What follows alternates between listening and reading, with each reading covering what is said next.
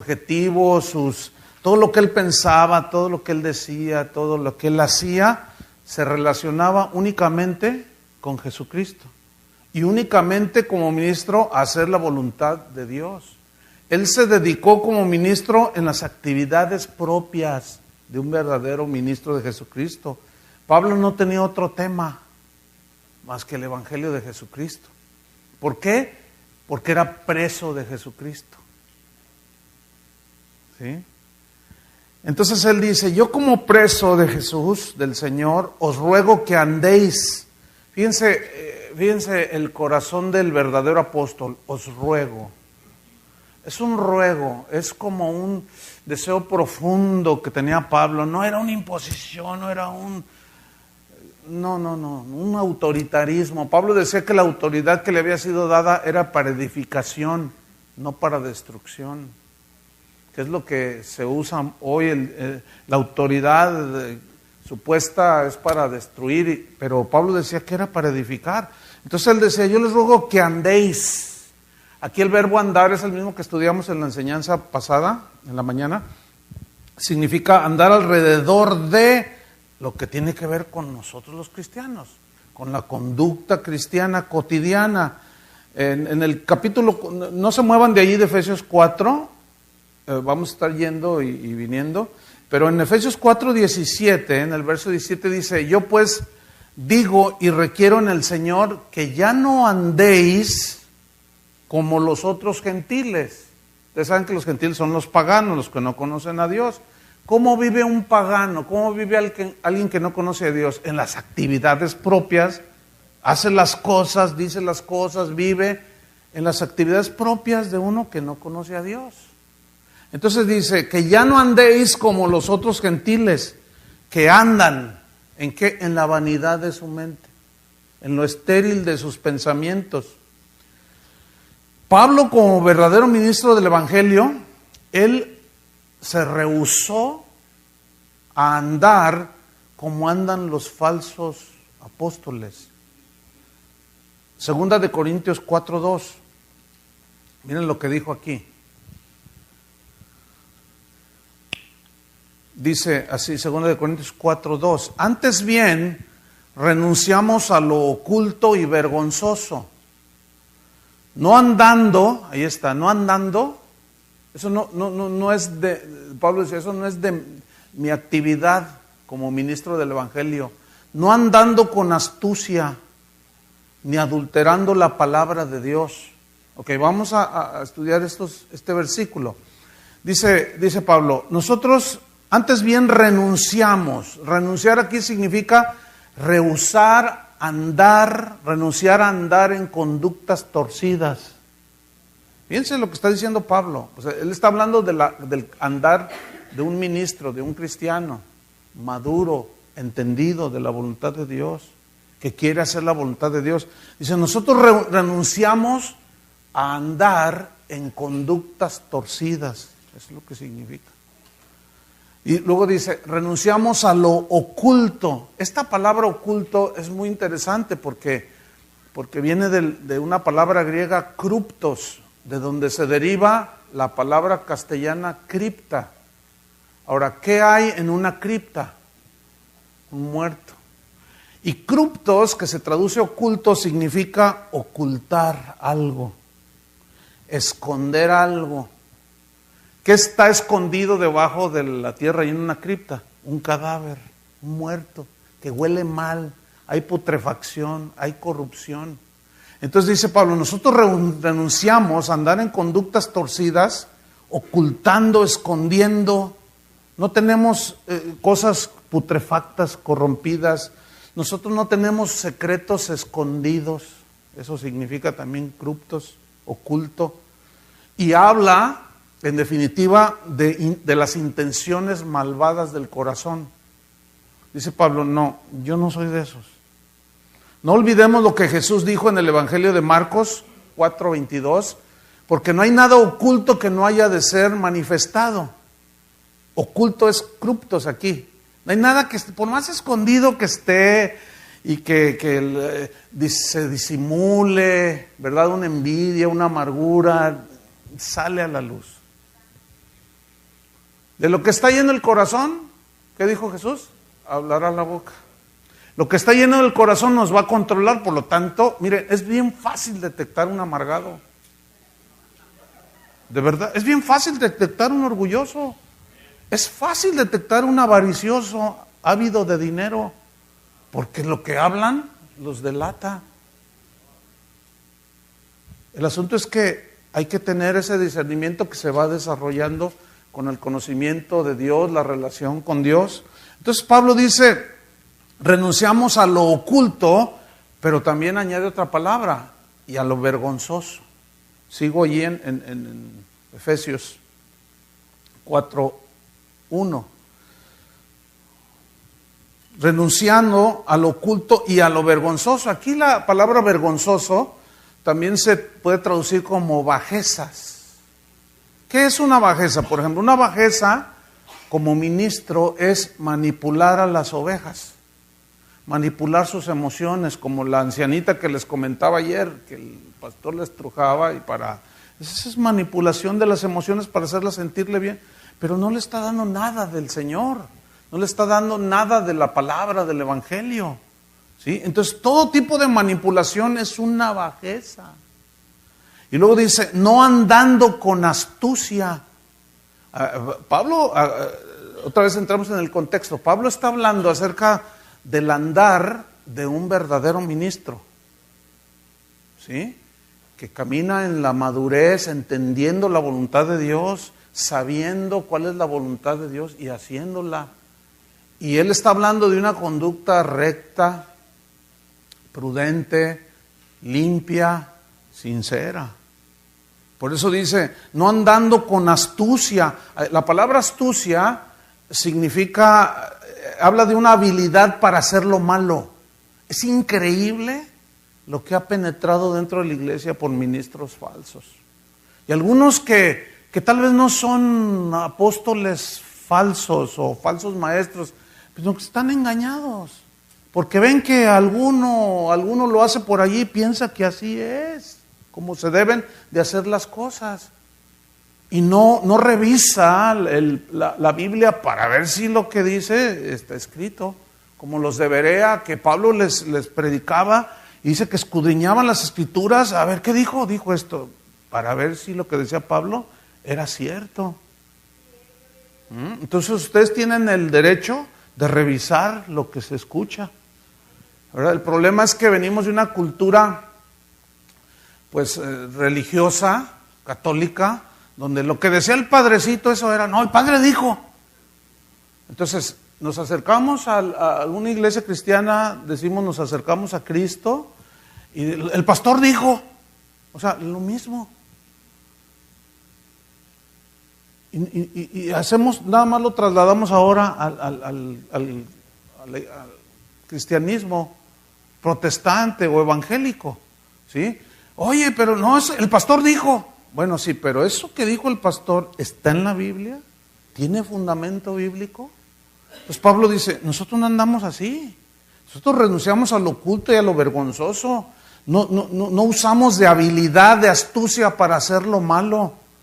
Una vez estaba escuchando en un canal por allí de televisión cristiana, cuestionable, a un predicador allá de México. Entonces estaba diciendo un montón de cosas. ¿Cómo es posible? Entonces yo le mandé un correo, le dije, mire apóstol, porque él dice que es apóstol. Entonces yo le dije, mire, con todo respeto apóstol, lo que usted está diciendo o dijo en esta enseñanza, lo torció para sacarle dinero a la gente. Entonces me dice, no, yo sé cuál es el significado. Dice, no, yo sé cuál es el significado. Lo que tú me dices es verdad, yo lo sé. Entonces yo le conté, entonces ¿por qué lo haces? Dice, porque a mí me funciona. Y luego dice, ¿qué no sabes que la naturaleza de las ovejas es dar lana? Usted entiende ese doble, ¿no? Porque hay algunos de salvadoreños, guatemaltecos, en México decimos lana, dinero. Entonces dice, la naturaleza de las ovejas es dar lana, entonces a las ovejas hay que trasquilarlas. Increíble, increíble. Entonces dice, renunciamos a lo oculto, a lo vergonzoso, no andando con astucia, ni adulterando la palabra de Dios. Adulterar significa corromper, significa manejar engañosamente, o sea, de manera engañosa para sacarle a la gente el provecho, ¿sí? Por ejemplo, los que predican acerca de los que son los predicadores de la prosperidad, ellos hacen parecen cirqueros, hacen cada malabar con la palabra de Dios, la tuercen de tal manera. Seguramente habrán oído de la túnica de Jesús como argumento para decir que él era rico, que la túnica de Jesús era de una sola pieza, síntoma de que era calidad Hugo Boss, que era carísima. Lo que estos no explican es que a Jesús lo desnudaron y lo azotaron y le pusieron una túnica a los soldados. Por eso tiraron un volado, porque sí era de costosa, pero esa se la pusieron estos otros. Y tuercen todo con una habilidad impresionante, y la gente en la ignorancia dice, amén, amén, sí, gloria a Dios, es verdad. Y por otro lado el Señor dice, llega uno y le dice, Señor, te seguirá donde quiera que vayas. Dice, mira, las aves tienen nidos, las zorras tienen sus cuevas, el Hijo del Hombre no tiene ni dónde recostar la cabeza. A ver, ¿cómo lo equilibras? ¿Será pobre? Es que ese no es el mensaje del Evangelio, hermanos. La necesidad fundamental de un ser humano es la salvación. No tener la mejor casa, el mejor coche. La necesidad fundamental del ser humano es la salvación. Y una vez obtenida la salvación por gracia, viene el discipulado para formarlos a la imagen de Jesús. Ese es el cristianismo. Entonces Pablo dice, ni adulterando la palabra de Dios, sino por la manifestación de la verdad. Entonces Pablo está hablando de un andar propio de un ministro del Evangelio. Pero también como cristianos tenemos que tener ese andar digno. Pablo reprendió el andar desordenado de algunos cristianos que vivían en Tesalónica. Vamos allí a 2 Tesalonicenses 3:6. 2 Tesalonicenses 3:6. Fíjense cómo había algunos cristianos allí que no estaban glorificando a Dios con su conducta. Y Pablo los reprende. ¿Por qué? Porque no entendían cómo debía ser su conducta. Eran inmaduros, con seguridad. Entonces, miren lo que les digo. 2 Tesalonicenses 3:6. Dice así: pero os ruego, hermanos, pongan atención a esto, os ruego, hermanos, en el nombre de nuestro Señor Jesucristo, fíjense lo que dice, que os apartéis de todo hermano que ande desordenadamente, y no según la enseñanza que recibisteis de nosotros. Porque vosotros mismos sabéis, o sea, ya conocéis, ya tienen conocimiento, de qué manera debéis imitarnos. Pues nosotros no anduvimos desordenadamente entre vosotros. O sea, tenían una conducta propia de un ministro. Y luego dice en el versículo 10, porque también cuando estábamos con vosotros, os ordenábamos esto: si alguno no quiere trabajar, tampoco coma. ¿Por qué dijo esto? Porque algunos cristianos en Tesalónica decían, no, pues los cristianos, los hermanos son bien buenos. Y no faltó el flojo, no faltó el que abusaba de la generosidad de los creyentes. Y esto se sigue dando, hermanos. Hay gente que llega a las iglesias, oiga pastor, ayúdenme, no, necesito $10,000 y pues ustedes son cristianos, ayúdenme. Oye, no, pero pues a ver, somos cristianos, pero no somos beneficencia pública. A todo el que llega y pide, o sea, no, tenemos que tener sabiduría y discernimiento, hermanos, porque algunos viven así. Los domingos se van y visitan 10 iglesias y de a $100 que saquen, son $1,000. Pues no hacen nada, pero como somos bien buena onda, pero nos falta sabiduría. O sea, hay que ser generosos, pero hay que pedirle a Dios sabiduría también. ¿O no? Nosotros hemos detectado gente en la congregación que le piden $5 a él y pues como aquí Isaías es bien buena onda, pues sí, no, pues que son $5. Pero a 50 hermanos de a $5. Y como es una congregación de varios miles de personas, pues quién sabe cuánto les pedirán. Entonces yo instruyo a la gente y les leo esto y les enseño para que maduren, tengan sabiduría. Y a ver, ¿cómo? A ver, hermano, ¿que no tienes trabajo?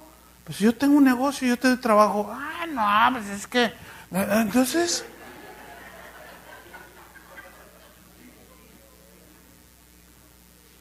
Tengo hambre, ¿tienes hambre? Ok, mira, vamos aquí, hay un restaurancito ahí cerca. Ya tenemos trato allí con el dueño. Le mandamos gente a veces que sí tiene hambre genuina, pero otros nomás andan viviendo a expensas de otros. Cómete todo lo que quieras, hasta donde revientes. No, mejor deme el dinero. No, espérame. Una vez uno dijo, tengo que llegar a Monterrey, ¿cuánto vale el pasaje? No, pues tanto. Le dije, mira, aquí súbete, vente, vamos. ¿A dónde me lleva? No, vente, vamos. Entonces, por allí pasan, es la salida de los autobuses hacia Monterrey. Entonces paré uno y nos subimos.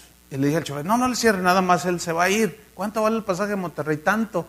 Y se lo pagué allí. Le dije, toma, para que comas algo en el camino. Y me bajé. Entonces yo fui siguiendo el autobús. A las 4 cuadras se bajó. Y lo alcancé. Le dije, ¿qué pasó? Bueno, es que quién sabe qué. Hermanos, tenemos que ser sabios.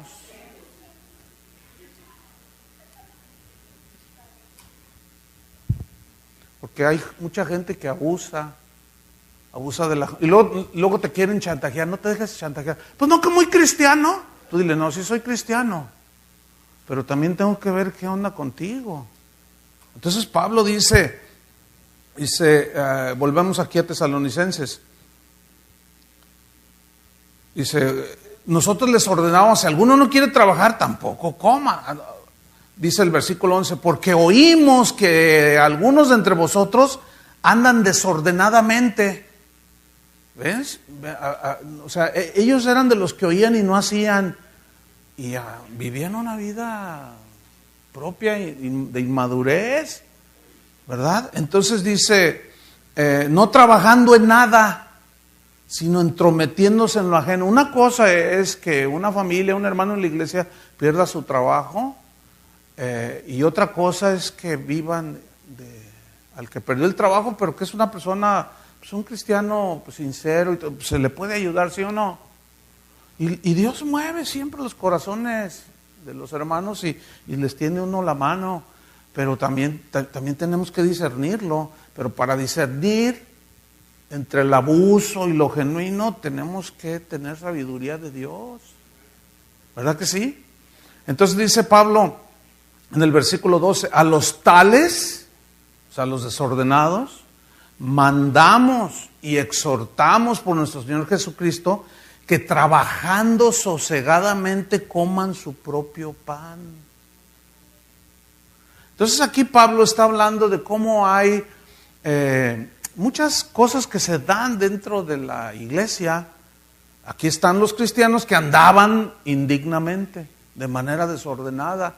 Productos sin duda de que a lo mejor algunos ni siquiera nacidos de nuevo estaban metidos ahí, pero algunos nomás vienen a ver qué sacan, algunos más vienen a ver qué agarran, otros vienen a ver qué ven. Y entre todos esos, sin duda hay genuinos cristianos, pero también se meten encubiertamente falsos hermanos, ¿verdad? Entonces, los pastores tenemos que velar por el rebaño, ¿verdad? Y enseñar la palabra, porque la única manera en que un cristiano se puede defender es conociendo la palabra de Dios, ¿verdad? Pablo recalcó en 2 Corintios 5:7, él dijo, porque por fe andamos, no por vista. Fíjate, ¿por fe qué? Andamos. O sea, nuestra vida, la vida de un cristiano es una vida de fe. de plena y total confianza en Dios, en todos los ámbitos de la vida.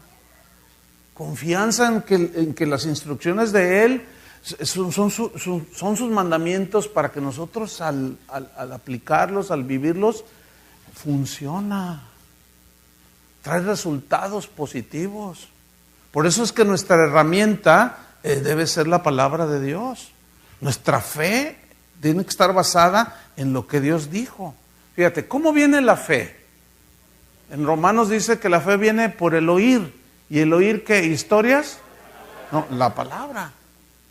Entonces, la verdadera fe se fundamenta en la palabra de Dios. Dije verdadera fe, porque hay una fe que se fundamenta en los dichos de los hombres, en las filosofías humanas.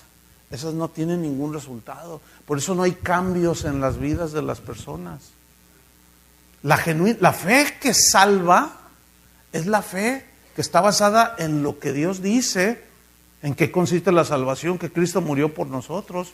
Pero ahora fíjense cómo se atrae a la gente hacia las iglesias. Vamos a hacer una campaña y venga a recibir su milagro. Así les dicen, venga a recibir su milagro. Curso de finanzas, quién sabe qué, y luego les enseñan toda su doctrina y al final les dicen, ¿quién quiere recibir a Cristo? Pues todos. Pero no hay arrepentimiento, no hay dolor por el pecado. Y no, pues si aceptas a Cristo te va a ir bien. Y son puros engaños hacia la gente, ¿verdad? Entonces, no, nuestra fe tiene que estar basada en la palabra de Dios.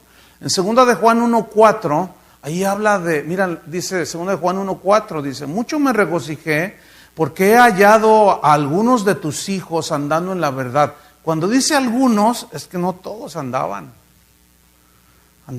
Algunos de tus hijos andando en la verdad conforme al mandamiento que recibimos del Padre. Entonces, cada uno de nosotros debe velar de manera personal por andar, ¿entienden? En lo que corresponde a un hijo de Dios.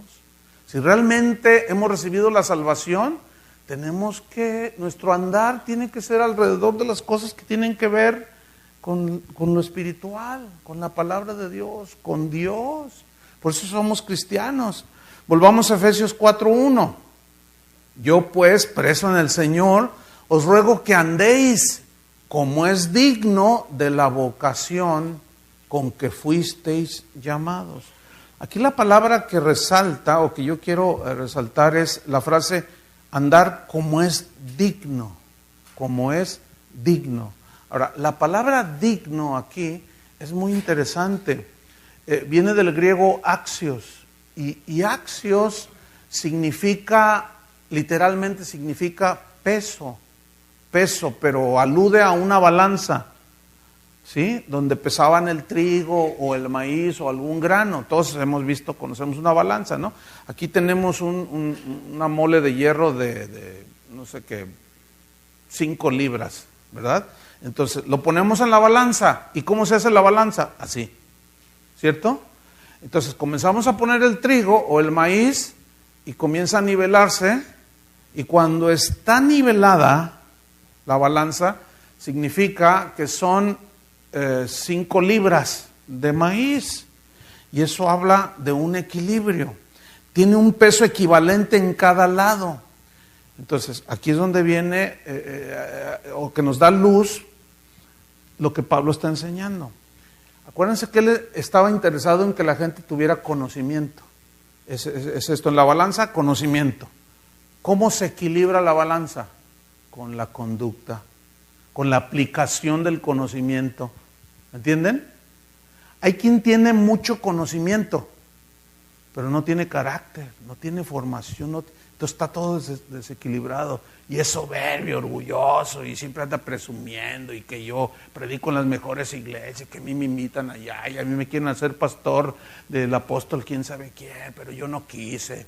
Y siempre andan presumiendo.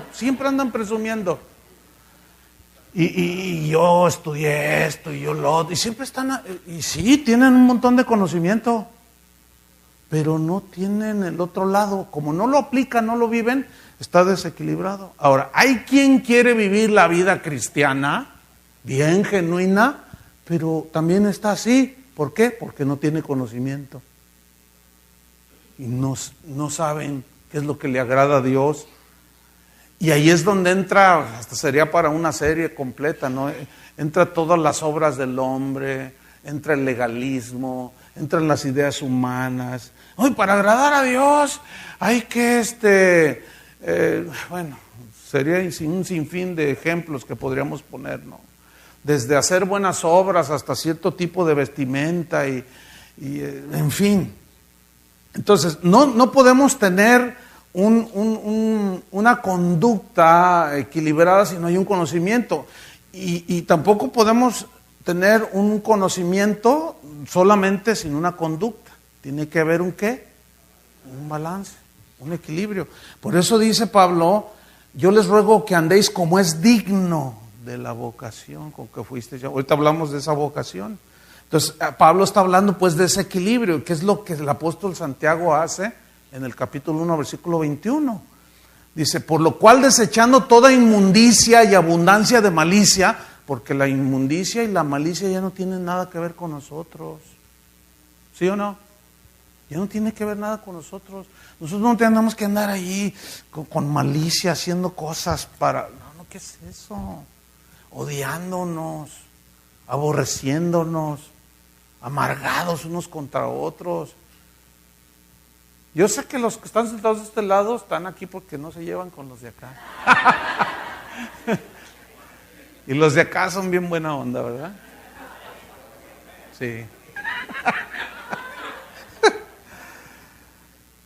Fíjate, entonces dice, desechando toda inmundicia y abundancia de malicia, estoy en Santiago 1:22. Recibid con mansedumbre la palabra implantada, la cual puede salvar vuestras almas. Y lo dice en el 22, pero sed hacedores de la palabra. Ahí está el mismo principio. O sea, escuchen conocimiento, pero luego háganlo. ¿Ven? Ese es el gran problema que, bueno, se detecta desde los primeros cristianos. Por eso Pablo tenía un énfasis en que hubiera ese equilibrio. Jesús lo enseñó igual. Los textos de Mateo 7 que cité en la enseñanza pasada. Todo aquel que oye la palabra y la hace, ¿ven? Es el mismo principio. Y el que oye y no hace, y allí está de nuevo. Entonces Pablo dice, yo pues preso en el Señor os ruego que andéis como es digno de la vocación con que fuisteis llamado. Y lo dice en la frase, como es digno de la vocación. Vocación significa llamamiento. Eso significa vocación. El llamamiento de Dios. Ahora, ¿cuál es el llamamiento que Dios nos hace ahora acerca de la conducta y de la vida cristiana? Y nos da aquí algunos ejemplos. Dice el versículo 2, como es digno de la vocación, y luego dice, con toda, ¿qué? Humildad. Toda. Significa en todos los aspectos de la vida. Ahora, ¿qué es la humildad aquí? La humildad, aquí la palabra humildad, viene de una palabra griega que significa literalmente pensar con docilidad, o sea, ser dócil, pero el término habla de un sentimiento que tiene el cristiano, un sentir, un concepto, un entendimiento de pequeñez delante de Dios y ante su palabra. A ver si me explico. Está Dios ahí y nuestra actitud no es soberbia ante Él. Es una actitud no como la del fariseo de Lucas 18, ¿se acuerdan? Gracias te doy, Señor, porque no soy como los demás. Yo diezmo, yo hago oro, ayuno y todo. Yo no soy como este. ¿Se acuerdan de esa parábola? Y si llegó otro y ni levantaba el rostro y se golpeaba. Señor, no soy Dios, Señor, soy pecador, ten misericordia. ¿Cuál de los dos salió justificado? Todos los pastores quisieran a alguien que ayunara, orara y diezmara. pero nadie quiere arrepentidos. Pero el Señor sí. Fíjate, el Señor pone todo en su balance. Dice, no, para mí lo que interesa es que tu corazón arrepentido. A mí no me interesa tu dinero, dice el Señor, ¿verdad? Aunque a algunos sí les interesa el dinero de ustedes. Entonces dice, con toda humildad. Fíjate que los romanos y los griegos en su vocabulario de ese tiempo no tenían nada, no tenían vocabulario para exaltar la humildad. Qué interesante, ¿no? Al contrario, ellos siempre usaban términos que hablaban y exaltaban el orgullo. Uy, ser griego, pues era... Ser romano, no, pues eran los romanos, eran los griegos. Y su vocabulario era todo exaltar el ego, el ego, el ego, el ego, el ego, el ego. ¿Sí? Pero el día de hoy, en la iglesia se ha metido esa actitud de exaltar el ego. Hoy te hablan de ser un triunfador, un ganador. Bueno, ustedes viven en la tierra del campeón. No te conformes con lo que eres, no te conformes con lo que tienes, tú puedes. Y entonces tú oyes todo eso, yo puedo, demuéstrales, yo les demostraré. No, vive próspero, triunfador, y ahí están todos. Se la creen.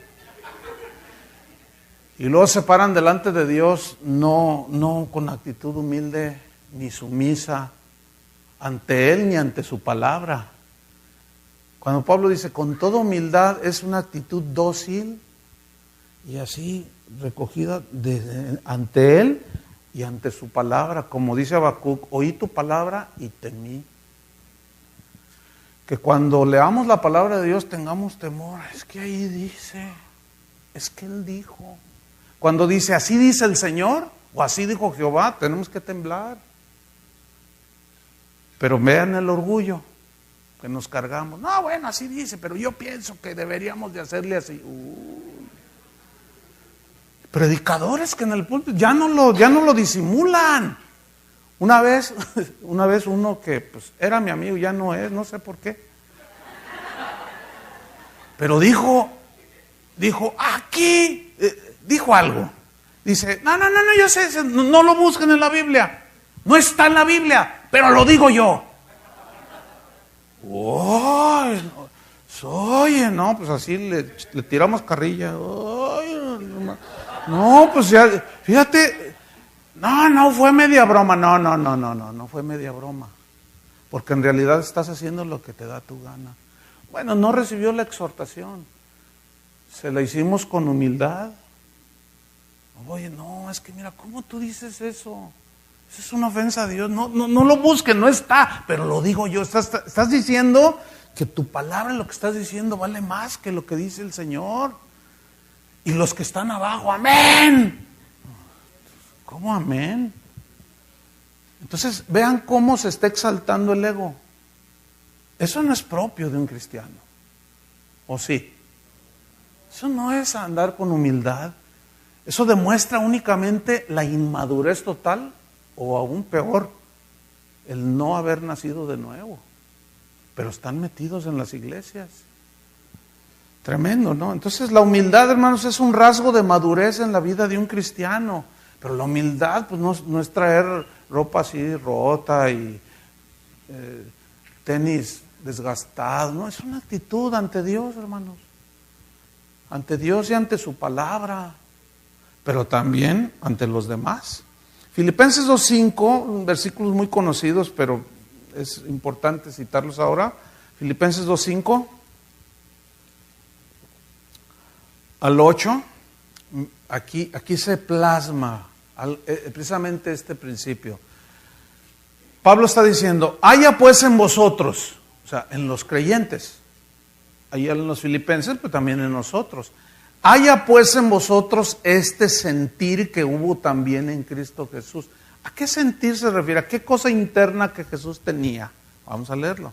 El cual, siendo en forma de Dios, no estimó el ser igual a Dios como cosa que aferrarse, sino que se despojó a sí mismo, tomando forma de siervo, hecho semejante a los hombres, y estando en la condición de hombre, ¿qué hizo? Se humilló a sí mismo, haciéndose obediente hasta la muerte y muerte de cruz. O sea, cuando se fraguó o se planeó el plan de la salvación, bueno, como en Dios hay en la Trinidad de Dios hay una unidad impresionante, no hay ninguna diferencia, hay una armonía indiscutible.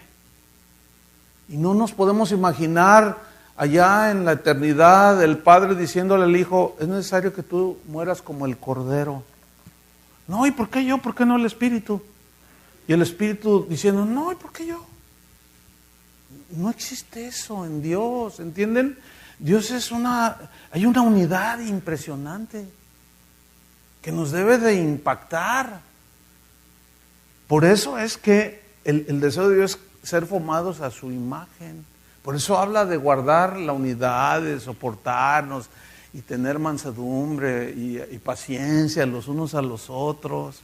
Es tremendo. Entonces, aquí dice que él, estando en la condición de hombre, no estimó el ser igual a Dios, tener los mismos atributos divinos, o sea, no, sino que en el plan de Dios, el Cordero, Jesús, se sometió y vino a morir por nosotros. Ahora, ¿recuerdan que tuvo una lucha en Getsemaní?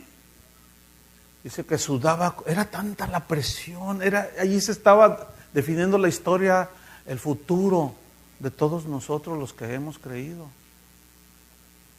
Cuando pensamos, cuando yo pienso en esos momentos, siempre me conmueve. Es más, casi diario los pienso. Y le doy gracias a Dios por la salvación. Porque Él estaba allí, dice que la presión era tal que sudó gotas de sangre. Es un fenómeno que se da por la presión. Entonces Él dijo, Padre, si es posible, pasa de mí esta copa. Estaba luchando. Pero finalmente Él dice, pero no se haga mi voluntad, sino la tuya. Yo he venido para hacer tu voluntad. Ahora, si Jesús se sometió, siendo igual a Dios, a la voluntad del Padre, Él no espera menos de nosotros, hermano. ¿Me entiendes? Por eso es que todos nuestros deseos, nuestros sueños y anhelos pasan a segundo término. En el Salmo profético decía, el hacer tu voluntad, Dios mío, me ha agradado. El hacer tu voluntad. Y nosotros como hijos de Dios estamos aquí ¿para qué? Para hacer su voluntad y no la nuestra.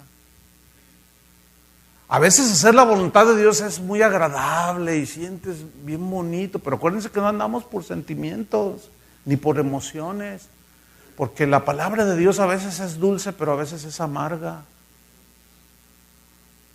A Ezequiel le dijo, come este rollo, o sea, su palabra, y si me fue amargo. Juan dice, me fue dulce como la miel.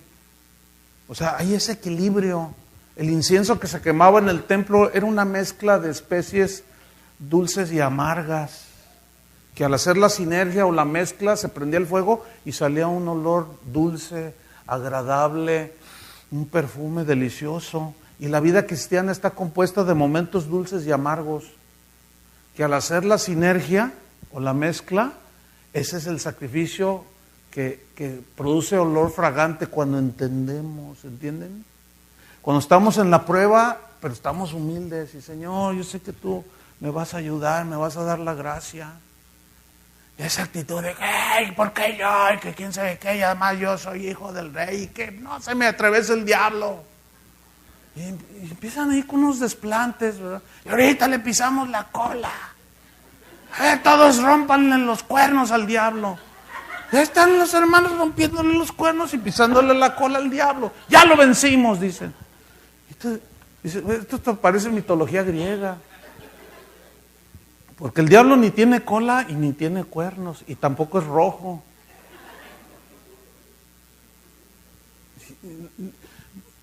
A Pablo le decía a Timoteo, olvídate de eso, aléjate de las fábulas. Y de los mismos, no, la iglesia está llena de fábulas y de mitos que... Entonces Jesús tenía esa actitud. Y dice Pablo, haya en vosotros el mismo sentir. O sea, sometimiento a Dios. Eso significa andar con toda humildad. Pedro lo entendió y lo enseñó también en 1 Pedro 5:5. Él está instruyendo, fíjate, y dice, igualmente jóvenes, 1 Pedro 5:5, igualmente jóvenes, estad sujetos a los ancianos y todos sumisos unos a otros. Ese sería un tema a tratar con más amplitud, pero tenemos que avanzar. Luego dice, revestíos de humildad. O sea, para recibir la exhortación de alguien, tenemos que tener una actitud humilde, ¿no? Para aceptar nuestros errores, tenemos que tener una actitud humilde, ¿sí o no? Para recibir una enseñanza de alguien, tenemos que tener una actitud humilde. Entonces dice, revestidos de humildad, porque Dios resiste a los soberbios y le da gracia a los humildes. Gracia es el favor, es la capacidad para enfrentar las pruebas de la vida. Es como cuando le dijo a Pablo, bástate mi gracia. O sea, mi gracia te va a ayudar a aguantar la prueba. Pero él tenía un espíritu humilde. He rogado 3 veces que lo quite de mí, pero me dijo, bástate mi gracia. Pues me basta su gracia. Ya entendí que cuando soy débil y no confío en mí, entonces soy fuerte. Pues aquí está el aguijón. A los Gálatas dice, a pesar de yo tuve una enfermedad en mis ojos y a pesar de esa enfermedad les prediqué el evangelio. O sea, nada lo detuvo porque él sabía que su vida estaba en sus manos, en las manos de Dios.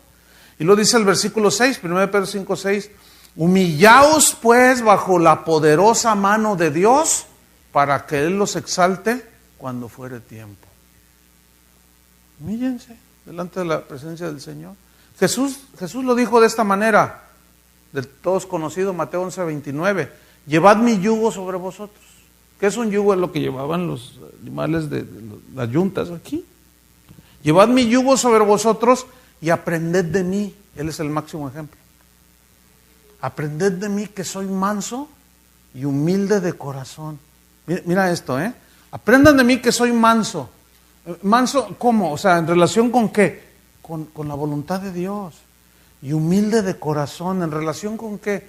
Con lo que el Padre le había dicho que hiciera por nosotros. Aprendan de mí que soy manso y humilde y hallaréis descanso para vuestras almas. Si algo busca la gente en este mundo es paz y descanso. Pues así lo encontramos. Mira, crezcamos en el Señor. ¿Sí? Cuando nosotros crecemos en mansedumbre y en humildad, hay paz en el corazón. Porque sabes que estás haciendo la voluntad de Dios. Y tenemos descanso. Y aunque venga un terremoto y las montañas ya no estén, el salmista decía, tú puedes conciliar mis sueños, Señor. ¿No es cierto? Él es nuestro descanso. Entonces Cristo fue humilde y obediente a la voluntad del Padre, al plan de la salvación, se sometió. Entonces la humildad no tiene nada que ver con la pobreza material, sino con la condición interna del corazón. ¿Cómo le hacen los jugadores cuando meten un gol? Así el corazón, háganle todo eso. ¿Cómo le hacen? No, yo no puedo. ¿No han visto? Así como que le dicen a su esposa, ahora te dedico el gol, y le hacen el corazón. ¿Quién sabe cómo le dicen? No puedo. ¿Será porque no meto goles?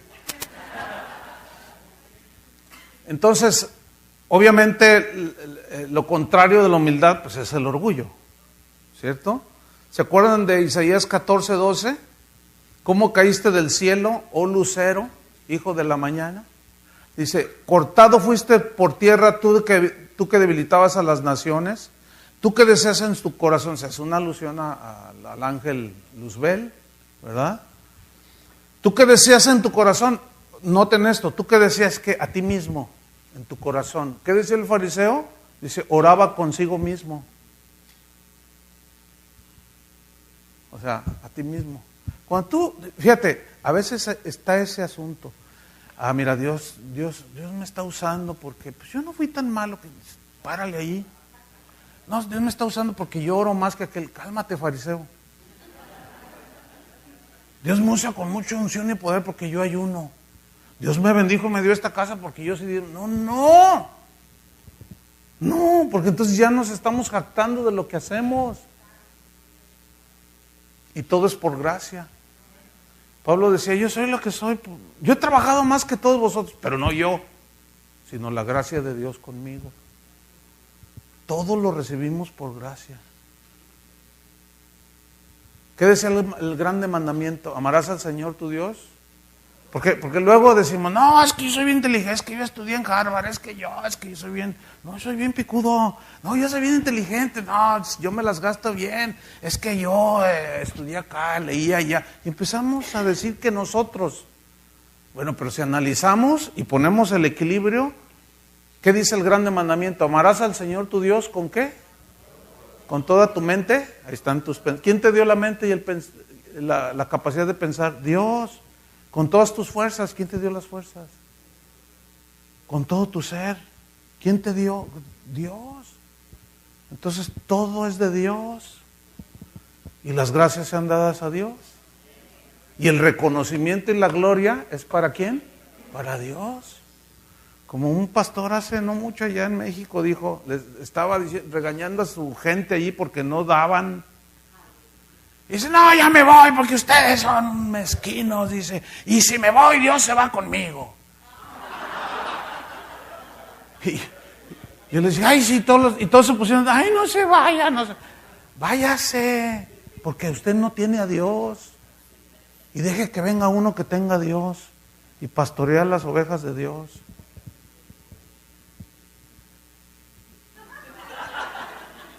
Esto no les gusta a algunos. Están metidos allí, asalariados.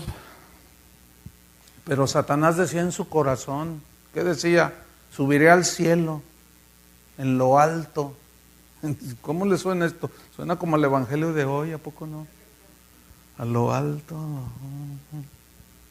junto a las estrellas de Dios, allá arriba, las luminarias, todo lo que sea. Levantaré mi trono. Y en el monte del testimonio me sentaré, sobre las alturas de las nubes subiré y seré semejante al Altísimo.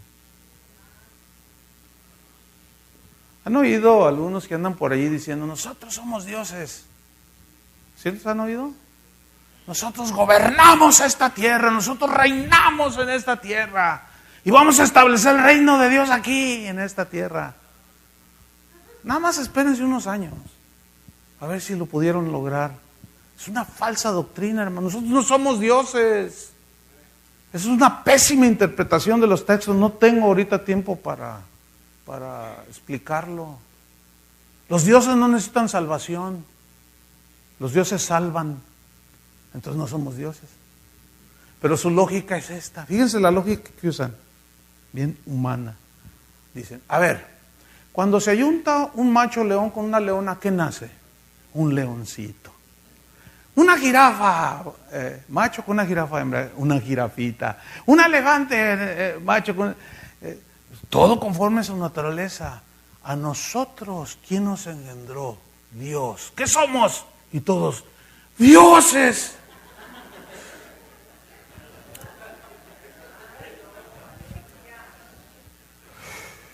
Increíble, increíble. Increíble.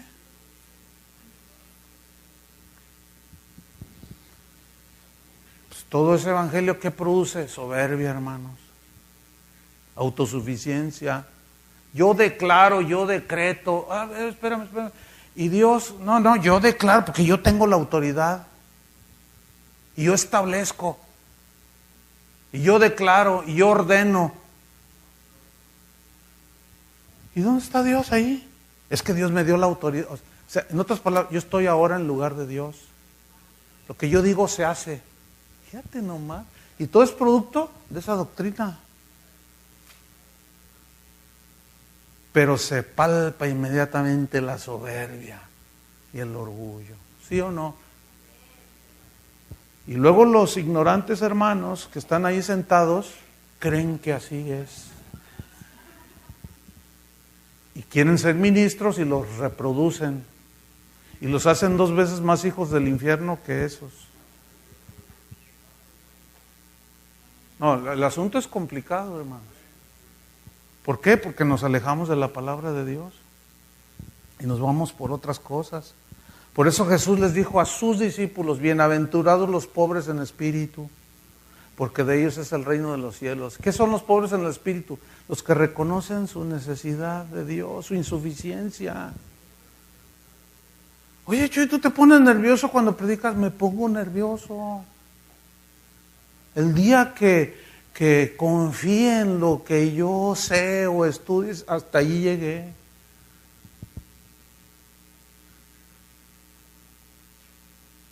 Allá yo solo donde esté, yo estoy allí con el Señor. El Señor, ayúdame, yo no puedo.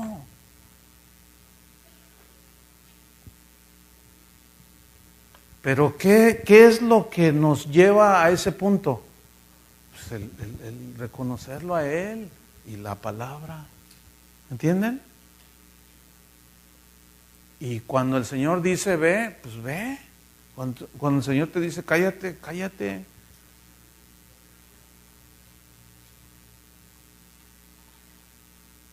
Estamos aquí para hacer la voluntad de Él. Yo a veces lo platico, pero a mí no me gusta viajar y ahorita el Señor me tiene viajando por todos lados. A mí no me gusta. No me gusta. He estado en lugares pues que hasta son turísticos y pues todo lo queremos llevar acá. Porque una vez andaba por ahí en la isla del Encanto. Pastor, mejor ya me quiero ir a mi casa. Pero ¿cómo? Viene a la isla del Encanto y se pierde de las maravillas. No, las maravillas están en todos lados. No, gracias, de verdad. O sea, no. A veces, bueno, cuando salgo de vacaciones con mi familia, claro, ¿no? O sea, hay que entender esto. Pero lo que estoy diciendo es, a mí me gusta estar en mi congregación. ¿Me entiende? A mí me gusta pastorear a la gente que Dios puso allí. Enseñarles, aguantarlos. Porque las ovejas a veces parecen abejas.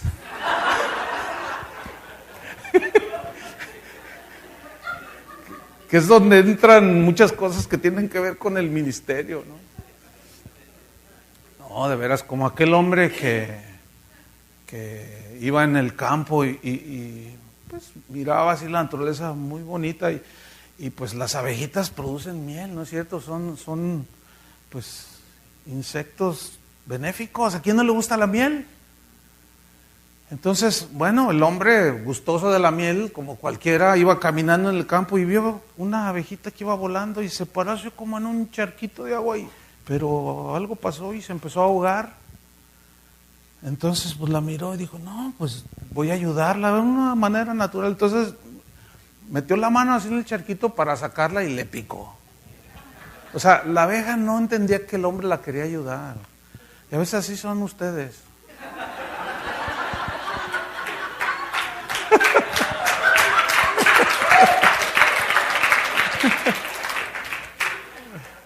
Bueno, allá las ovejas allá de Guadalajara, pues, 30 años allí, imagínense, ya entienden, ¿no? O sea, aguantan la vara porque saben.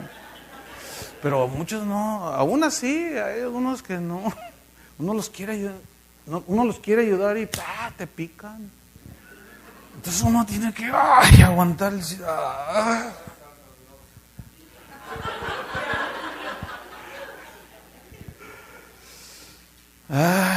El orgullo es el pecado de resistir a Dios, hermano. El orgullo es el pecado de competir con Dios. ¿Cómo competir? ¿Sí?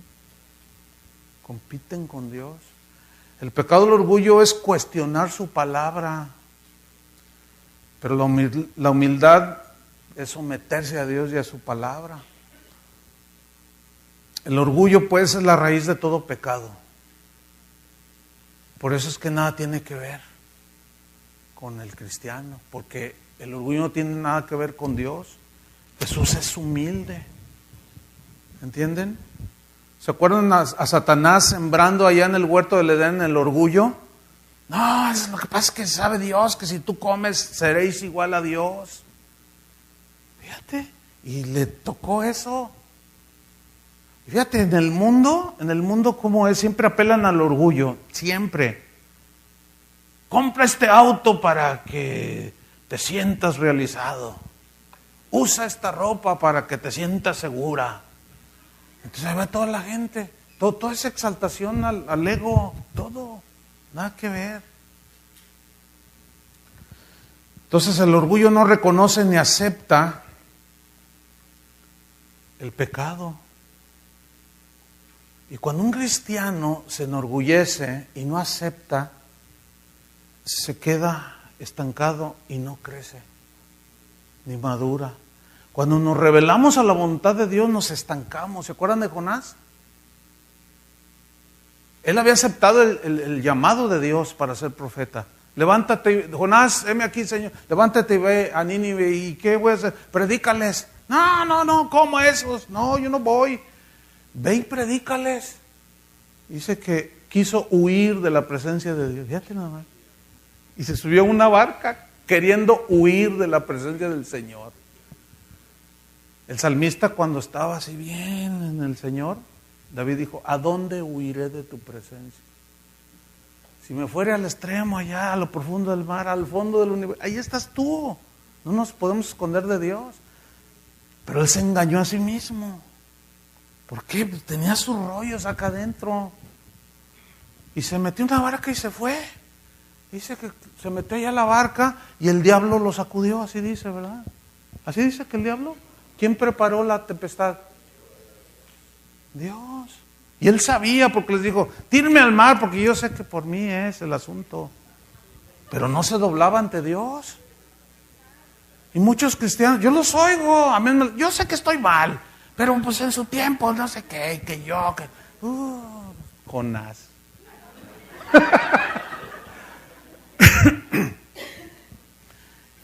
Y estos no le creyeron, ¿cómo le vamos a echar al mar?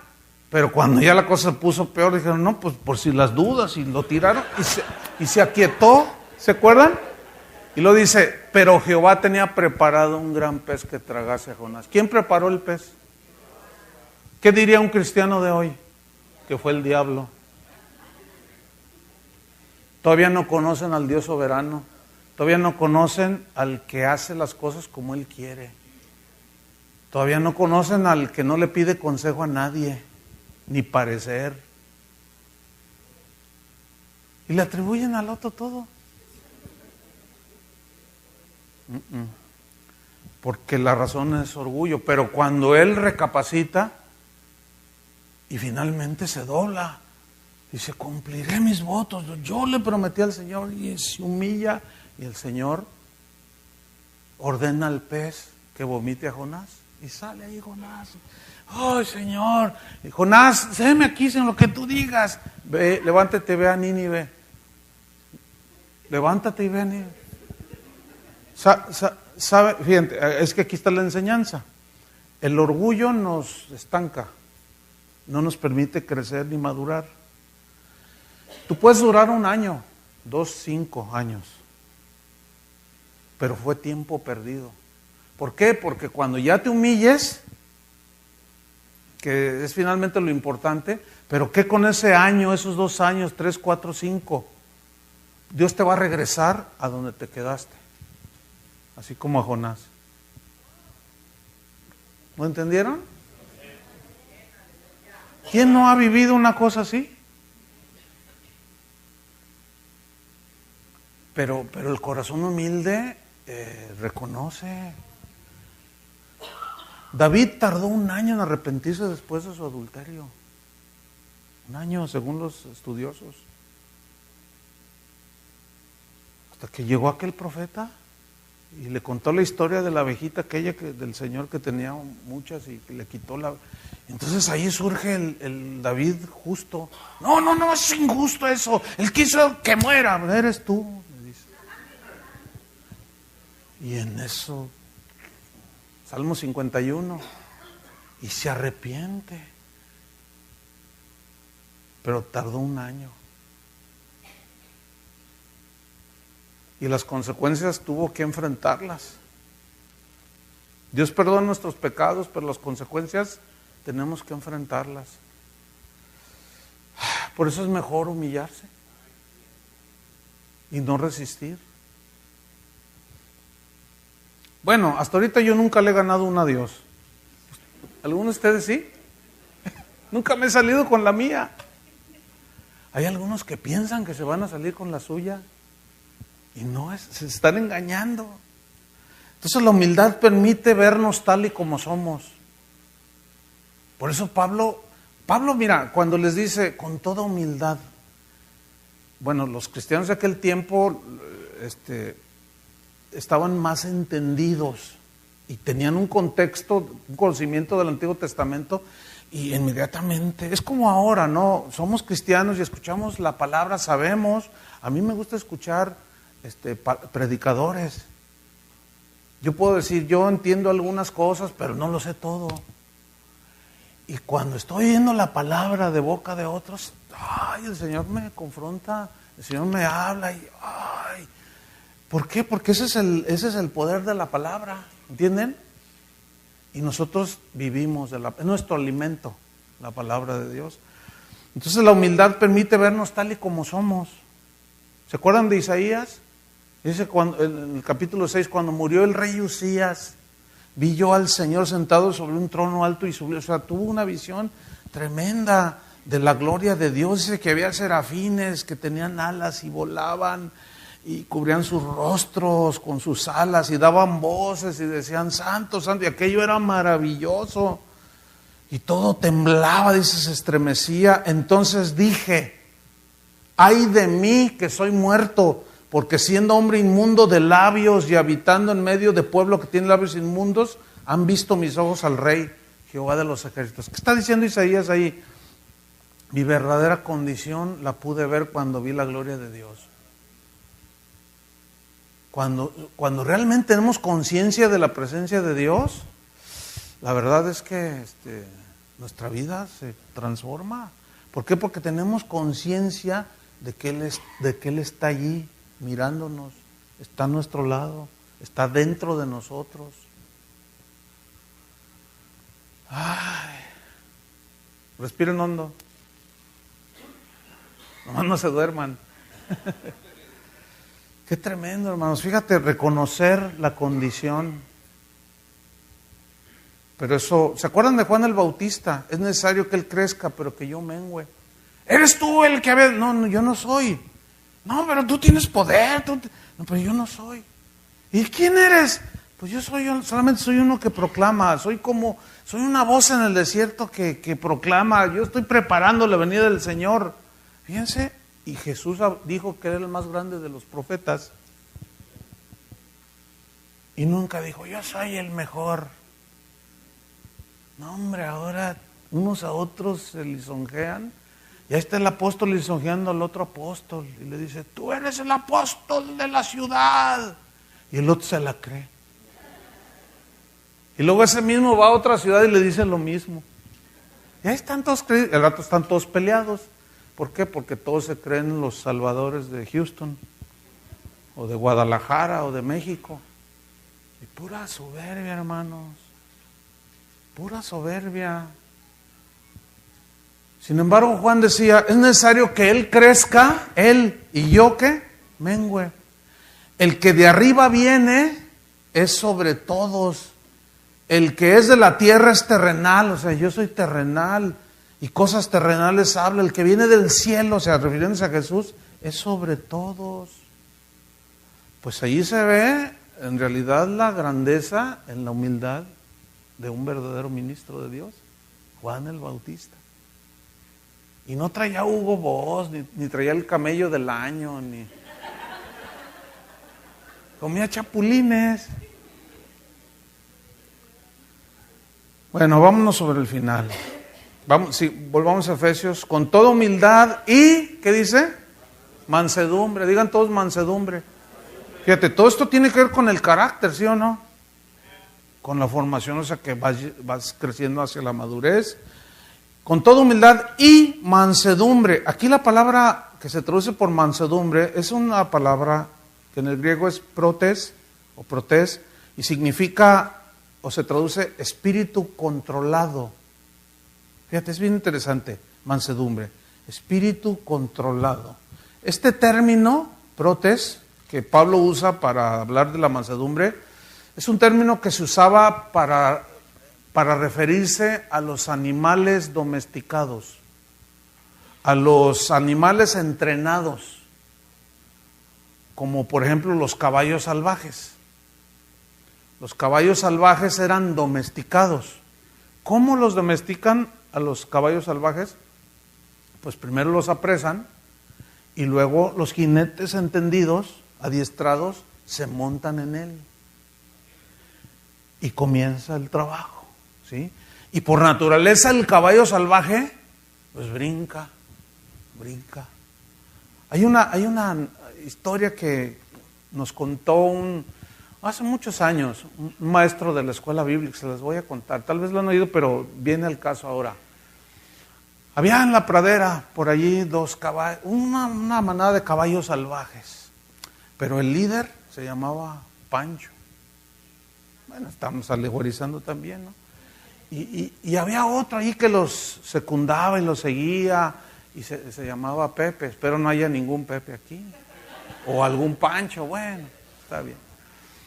Entonces, bueno, cuenta esta historia que ellos pues vivían en la pradera, hacían lo que querían, iban a donde querían, corrían a donde les daba la gana, se dormían donde querían, todos eran libres. Pero cerca de allí había un rey que tenía una carroza muy bonita, pero era tirada por caballos.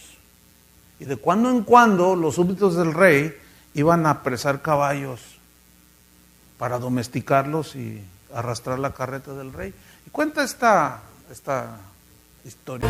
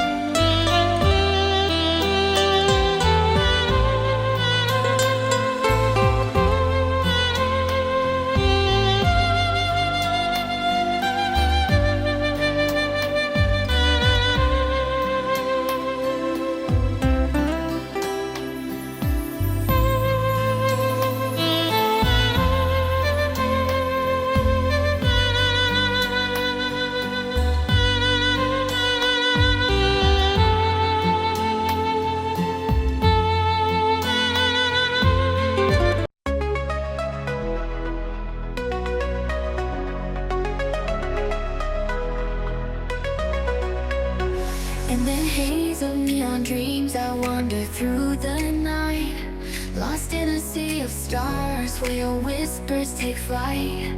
Electrified emotions, they dance around my heart, in this digital garden where we never have to part. Shadows blend with colors as the beat sets me free. Every note a memory, every rhythm you and me. Echoes of you in synth waves, feel you near in the pulsing haze. It's such a world where we collide. You love the rhythm in my mind, in my mind. With the glow of city lights, our shadows intertwine in this kaleidoscope of love where the past and future align. With every step I take, I feel your presence strong, in this digital symphony where our hearts belong. Shadows blend with colors as the beat sets me free. Every note a memory, every rhythm you and me. Echoes of you in synth waves, feel you near in the pulsing haze. It's such a world where we collide. You love the rhythm in my mind, in my mind. And in silence between the beats, I find your voice. In the flicker of the lights, I see your choice. Together in this dream we'll never fade. In the echoes of our love we'll always